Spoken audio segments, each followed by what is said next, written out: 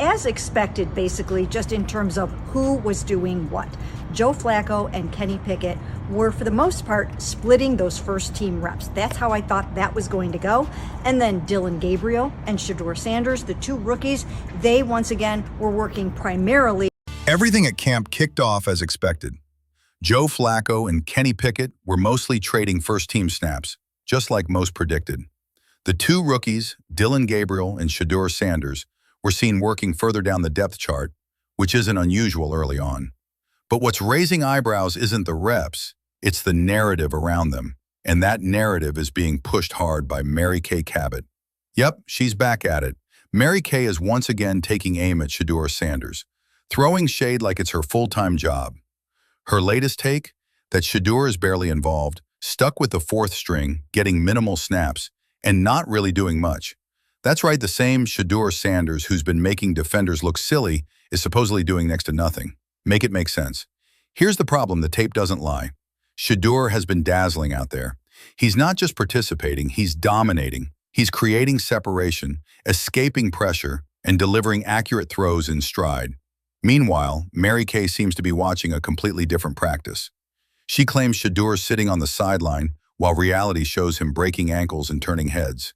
It's starting to look personal. Cabot's coverage of Shedeur isn't just critical, it's dismissive. She seems more interested in undermining him than evaluating him. While the rookie QB continues to shine, she insists on framing him as an afterthought. Her agenda? Favoring others like Dylan Gabriel or Kenny Pickett, despite glaring performance differences. Her bias was on full display when she tried to elevate Pickett as the future starter. But a closer look at Pickett's practice reps shows hesitation, slow reads, and missed throws. One particular rep had him holding the ball forever, still missing his guy. That's her QB1? Really? Compare that to Shedeur, who's firing tight spirals, escaping rushers and showing poise well beyond his years. And it's not just in her articles. Kay is on social media pushing her take too. She reposted a clip of Browns head coach Kevin Stefanski discussing Shedeur's past speeding ticket. Not his play, not his leadership, a traffic ticket. That issue has already been dealt with, but Cabot keeps dragging it back up like it's headline material. Why keep recycling old drama when the rookie's on-field performance should be the story? It gets worse. She even prompted reporters to ask Stefanski and GM Andrew Berry about that ticket, something clearly designed to stir controversy. Meanwhile, Shedeur stays locked in. He's not distracted. He's not feeding the noise. He's just grinding, one rep at a time. The wildest part? Kay keeps acting like Dylan Gabriel is outperforming him. But Gabriel's been inconsistent. His throws are rushed, timing is off, and many passes are either behind receivers or flat out uncatchable. It's been a rough stretch for him. Shedeur, meanwhile, is making highlight plays daily, both with his arm and his legs. There was one play in particular that had everyone talking. Shedeur rolled out to his right with a defender closing in. With one slick move, he left the defender frozen, cut back inside, and extended the play like a seasoned vet.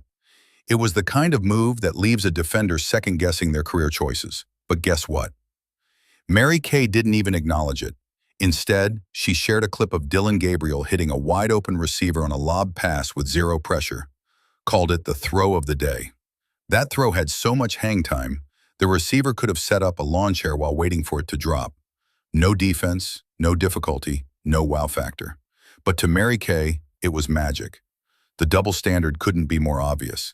She's ignoring Shedeur's real-time brilliance to push a narrative that just doesn't hold up. Every day, Shedeur makes defenders miss, extends plays, and throws darts with defenders closing in.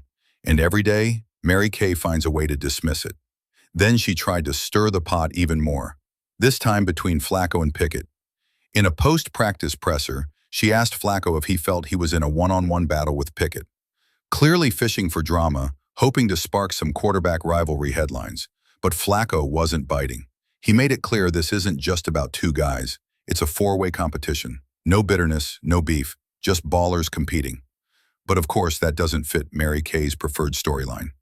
She keeps trying to paint the competition as toxic, like Flacco versus Pickett is a heavyweight grudge match, and Shedeur is a complete non-factor.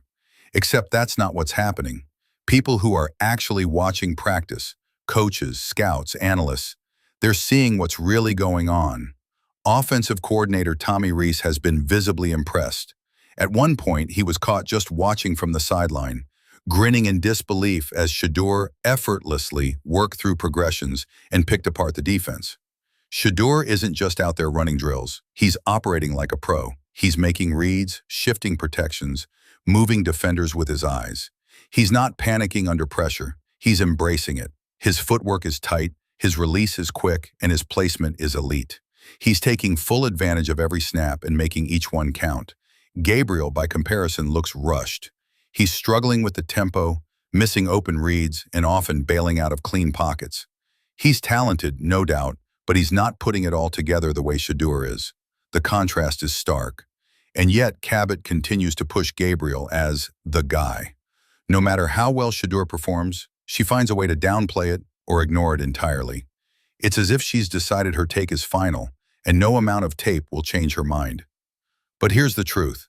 Shedeur Sanders is balling, and everyone who matters sees it. Players are talking, coaches are nodding, analysts are starting to speak up. It's only a matter of time before the public narrative catches up to.